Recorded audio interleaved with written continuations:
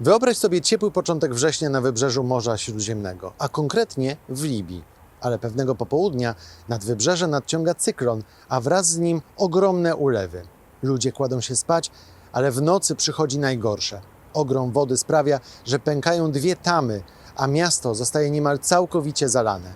W ciągu kilku godzin ginie 6 000 osób. Posłuchaj tego odcinka do końca, a dowiesz się, co było przyczyną tej ogromnej tragedii, bo na pewno nie były nią ulewy. To jest podcast Świat.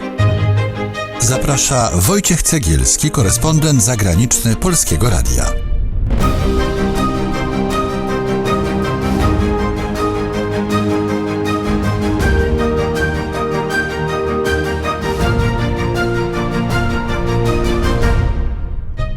Libia to wyjątkowy na światowej mapie kraj. W 90% składa się z pustyni i w 60% z ropy. Z Libią mogą kojarzyć ci się Beduini, koczownicy oraz pewien dyktator, który dzięki ropie uczynił kraj jednym z najbogatszych w Afryce. Ale gdy dyktatora zabrakło, kraj stoczył się w przepaść.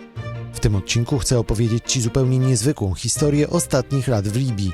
Posłuchaj do końca, a dowiesz się, jak to jest możliwe, że kraj stoczył się w przepaść i jak rewolucja doprowadziła do ogromnej powodzi. Jest czwartek, 16 maja 2024 roku. Wojciech Cegielski, zapraszam.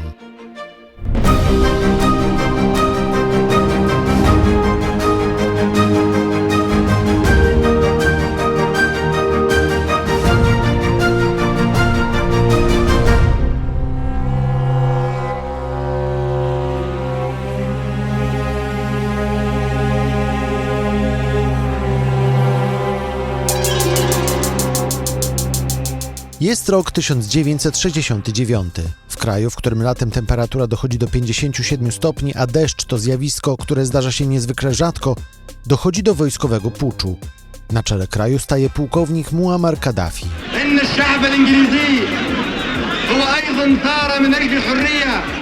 Kaddafi to syn handlarza wielbłądami. Urodził się, jak sam twierdził, w namiocie na pustyni. Chciał studiować geografię, ale ostatecznie poszedł do wojska. W chwili puczu miał zaledwie 27 lat. Wkrótce potem wprowadza w kraju nowy system, coś na kształt arabskiej wersji socjalizmu, a jego zasady spisuje potem w zielonej książeczce, pozycji, która musiała później znaleźć się w każdym libijskim domu, a nawet w namiocie. Początek władzy Kaddafiego to złota era Libii. Libia do końca lat 60. była jednym z najbiedniejszych krajów Bliskiego Wschodu i Afryki Północnej. Profesor Łukasz Federek z Instytutu Bliskiego i Dalekiego Wschodu Uniwersytetu Jagiellońskiego to nasz dzisiejszy gość. A przez lata 50. i początek lat 60. głównym produktem, który eksportowała Libia, był złom żelazny, rozbieranie czołgów i pojazdów, które zostały po II wojnie światowej i wysyłanie ich do hut w Europie. Ale rzeczywiście odkrycie złóż ropy naftowej i rozpoczęcie eksploatacji tego surowca, co zbiegło się w czasie z zamachem stanu pułkownika Muammara Kaddafiego, uczyniło w krótkim czasie ten kraj z jednego z biedniejszych, jednym z bogatszych per capita państw w świecie arabskim. I to jest jakby kojarzone, ten okres prosperity z rządami Kaddafiego.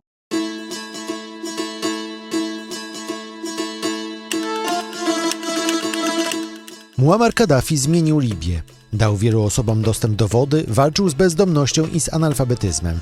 Ale był też dyktatorem. Wtrącał ludzi do więzień, pozwalał na egzekucje, gwałty i był przy tym dziwakiem. Uważał się za ikonę mody, otaczał się wieloma kobietami i mieszkał w specjalnym bunkrze. Choć był dyktatorem, to przez lata mógł liczyć na przychylność Zachodu. Oczywiście do czasu. Miarka ostatecznie przebrała się w 2011 roku.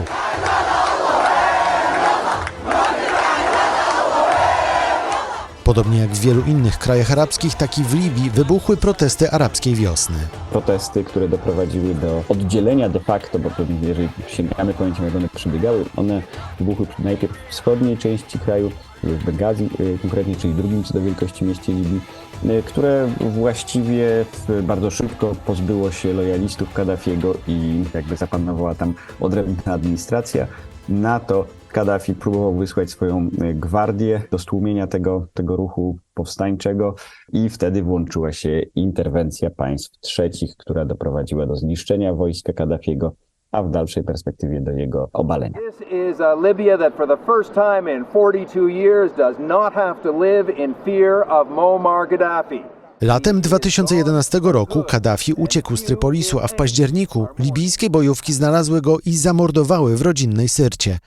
Libijczycy wyszli wtedy na ulicę, by świętować śmierć dyktatora. Radość była powszechna i wsparcie i wdzięczność dla sił, które Kaddafiego obaliły. A tu warto, myślę, przypomnieć, że tymi siłami oczywiście były też mocarstwa europejskie, w szczególności Francja i Wielka Brytania, ale siłami zewnętrznymi, które dążyły do obalenia Kaddafiego, był przede wszystkim Katar, wspierany w owym czasie przez Zjednoczone Emiraty Arabskie. Pamiętajmy, że arabska wiosna i interwencja zbrojna w Libii to była w dużym stopniu też kwestia polityki międzyarabskiej, wyrównywania rachunków oraz pomiędzy poszczególnymi liderami tych krajów. No a Kaddafi miał to do siebie, że zrobił sobie w świecie arabskim właściwie samych wrogów w trakcie długoletnich swoich rządów. Zatem mamy ten moment porewolucyjny. Bardzo mocno do Libii wkraczają przede wszystkim kapitałowo, finansowo Katarczycy. No i mamy 3 lata próby odbudowy, względnej stabilizacji, aż do roku 2014.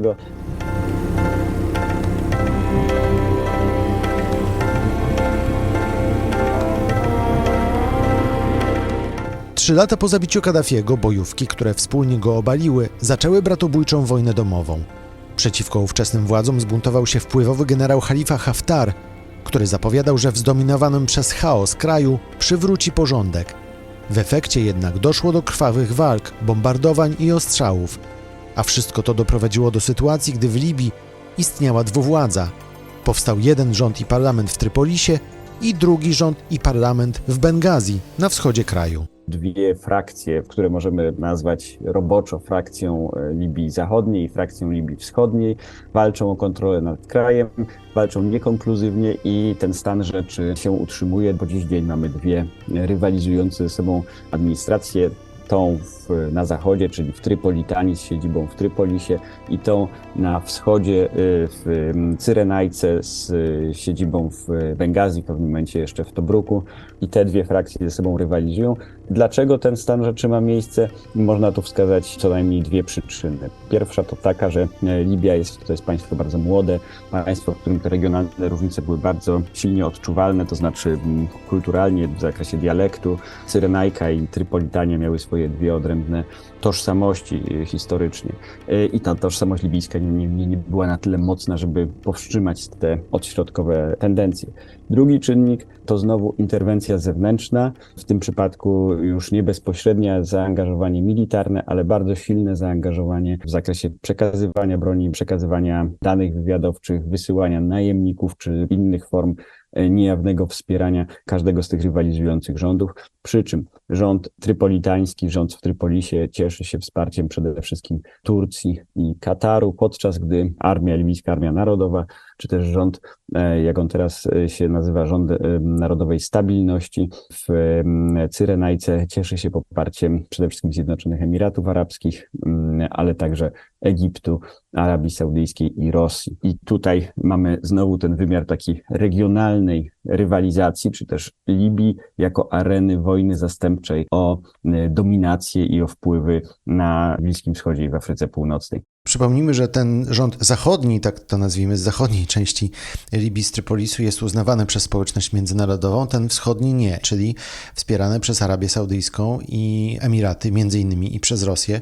To jest ten rząd, który nie jest uznany przez społeczność międzynarodową. Tak, to jest poprawne. Ten rząd wschodni, no on jest kojarzony przede wszystkim z nazwiskiem Khalify Haftara, generała z czasów jeszcze Kaddafiego, i który następnie udał się na emigrację, wrócił do porewolucyjnej Libii i zbudował, ciesząc się właśnie silnym poparciem w rejonie, z którego pochodził, czyli w Cyrenajce, zbudował dość silne siły zbrojne pod nazwą Libijskiej Armii Narodowej i zjednoczył rozmaite milicje, czy plemienne, czy miejskie w Libii Wschodniej. Przy czym pamiętajmy, że to, o czym rozmawiamy, jest pewnym tylko przybliżeniem. Gdybyśmy zaczęli przyglądać się z nieco większym zoomem sobie, tak powiedzmy, na tą sytuację polityczną w Libii, to zobaczymy, że żaden z tych rządów konkurujących ze sobą, że ten podział na dwa obszary jest prawdziwy, ale też w bliższym przybliżeniu okazuje się, że każdy z tych rządów ma pod sobą bardzo wiele rywalizujących frakcji i na przykład mamy takie zjawisko jak właśnie milicje i takie rządy, rady miejskie, które są de facto w pełni suwerenne na obszarach takich jak chociażby Misrata, na których funkcjonują i one formalnie deklarują lojalność do jednego bądź drugiego rządu, ale mają swoje własne siły zbrojne i jest to takie, można powiedzieć, raczej konsensualne przyznanie, że my aktualnie wykazujemy lojalność wobec was, ale ta lojalność może zawsze zostać odwołana. Więc gdy mówimy o tych dwóch rządach, pamiętajmy, że to nie są scentralizowane, w pełni funkcjonalne ośrodki rządowe. To są takie ośrodki koordynacyjne, które sprawują kontrolę mniejszą lub większą nad rozmaitymi warlordami, plemionami, milicjami plemiennymi i właśnie radami rewolucyjnymi w ośrodkach miejskich. I to też utrudnia z jednej strony wysiłki odbudowy, a z drugiej strony w ogóle prowadzenie jakiejkolwiek dyplomacji wobec Libii, czy załatwianie istotnych spraw przez podmioty trzecie. A tutaj jest oczywiście żywotny interes europejski w tym, z uwagi na z jednej strony kwestie humanitarne, a z drugiej strony na kwestie napływu migrantów i uchodźców.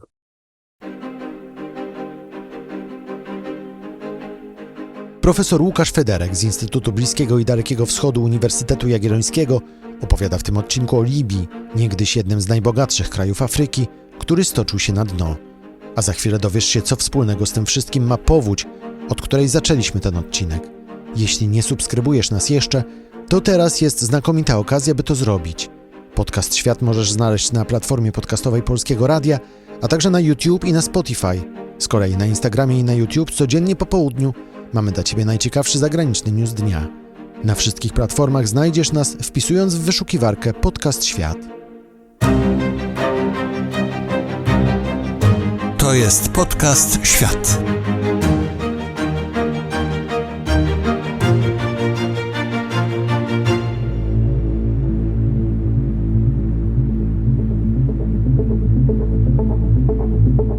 Była połowa września 2023 roku, gdy nad libijskim wybrzeżem szalał cyklon. W liczącym 90 000 osób mieście Derna ludzie spali, gdy nadciągnęły potężne burze i ulewy. Napór wody przerwał dwie zbudowane jeszcze w latach 70. tamy. W ciągu kilku chwil aż 1/4 miasta została zalana. Drone shots from the city of Derna give a sense of the devastation and the difficulties getting aid to where it is needed. W pierwszych godzinach zginęło 6 000 osób, a w sumie Czerwony Krzyż podawał, że życie straciło 11 000 osób. Skala kataklizmu była ogromna, a przypomnę, że mówimy o kraju, w którym deszcz padał rzadko. Dlaczego zatem doszło do tak ogromnej tragedii? Dlatego, że Libia to tak naprawdę dwa oddzielne rządy.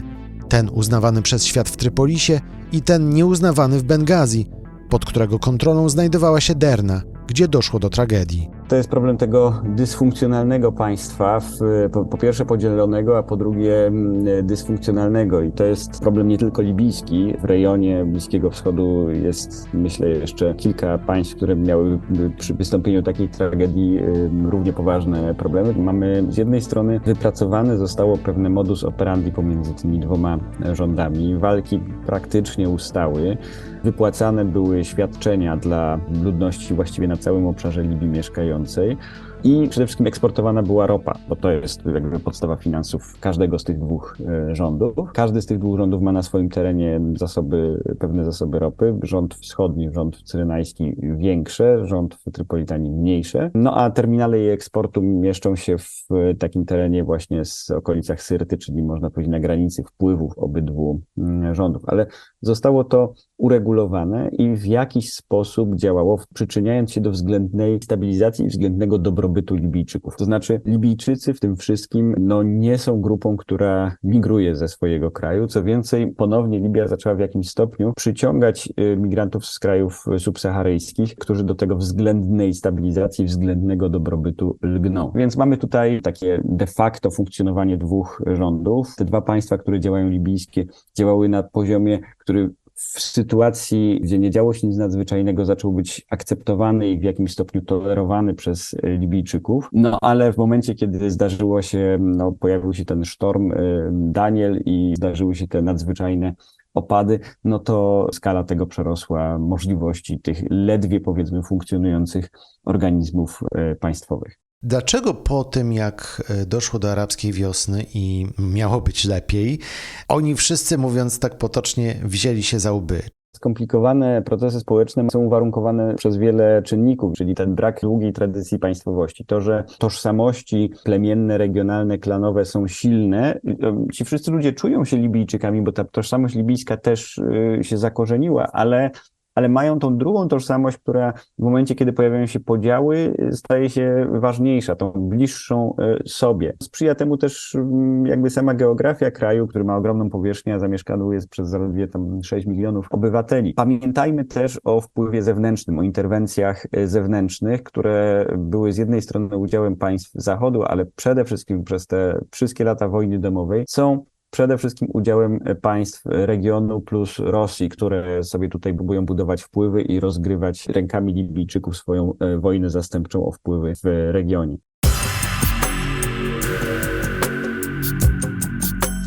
Czy zatem Libia podniesie się z kryzysu? Będzie to zależało i od Libijczyków, ale też od skali tej presji, jakiej zostaną poddani. Myślę, że takim scenariuszem realistycznym dla Libii jest kontynuacja tej trajektorii znajdywania coraz większej liczby obszarów, w których dwa rządy mogą funkcjonować. Zresztą dodajmy to, że to jest też już pewien progres. W pewnym momencie mieliśmy 3 rządy, teraz mamy 2 rządy, ale także obejmowanie coraz taką ściślejszą i wydajniejszą kontrolą tych obszarów właśnie, w których nawet te rządy muszą bardzo mocno negocjować z lokalnymi swoimi partnerami. Czynnikiem takim budującym, scalającym tę administrację na pewno będą pieniądze, to znaczy dystrybucja pieniędzy, warunkowanie wsparcia przez partnerów międzynarodowych, czyli wymuszanie niejako pewnego poziomu komunikacji między tymi rządami na drodze drobnych kroków. Nic spektakularnego nie sądzę, żeby się zdarzyło.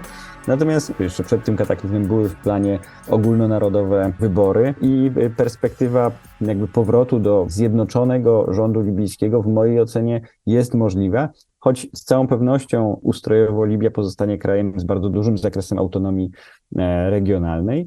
Ale ja jestem, jeżeli chodzi o Libię, w perspektywie długofalowej umiarkowanym optymistą.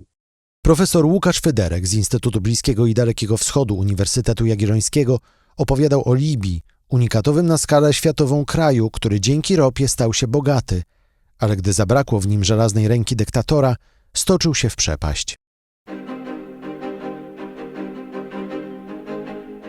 Premierowe odcinki podcastu możesz znaleźć w każdy czwartek na kanale Podcast Świat na YouTube oraz na stronie internetowej Polskiego Radia i na platformach podcastowych, takich jak Spotify i Apple Podcasts. Na naszym kanale na YouTube w każdą niedzielę pojawiają się też filmy z niebanalnymi historiami z całego świata, a w tygodniu na YouTube i na Instagramie Podcast Świat o 18:00 dajemy Ci najważniejszy światowy news dnia. Subskrybuj nas na YouTube i włącz powiadomienia. Śledź nas też na Instagramie. Komentuj, krytykuj i koniecznie powiedz o nas swoim znajomym. Teraz to wszystko. Ja nazywam się Wojciech Cegielski. Dziękuję za uwagę i wracam za tydzień.